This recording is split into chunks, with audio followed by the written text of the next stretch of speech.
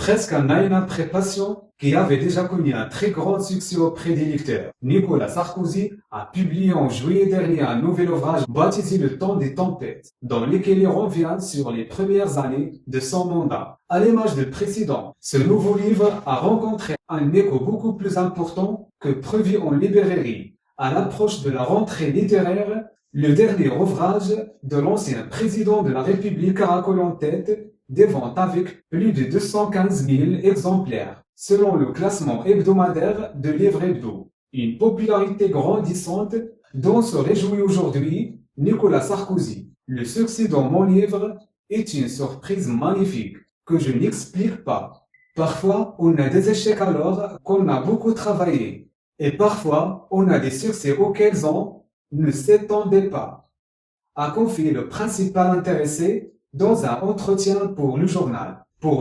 Libération, avant d'ajouter, si ce livre rencontre beaucoup de lecteurs, c'est peut-être parce que les gens lisent leur vie au travers de la mienne ou la mienne à travers la leur, a confié l'ancien chef d'État auprès de nos confrères.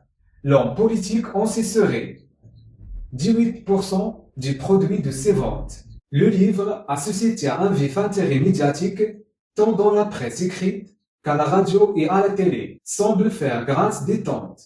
L'ombre planante de l'ancien président de la République ne semble pas beaucoup plaire à certains piliers de parti, les républicains. N'entretenons pas une nostalgie artificielle, improle le député les républicains Philippe Gosselin. Moi je regrette cette époque 2007 et 2012. Mais il faut aujourd'hui se tourner vers l'avenir avec un optimisme prudent. On alors que l'ancien leader de droite assume pleinement le rôle de relevé qu'il voudrait assumer. L'opinion publique suppute que Sarkozy revienne ou non dans l'arène électorale en 2022. L'ancien locataire de l'Élysée a trouvé le meilleur moyen et le meilleur moment pour attirer l'attention du public.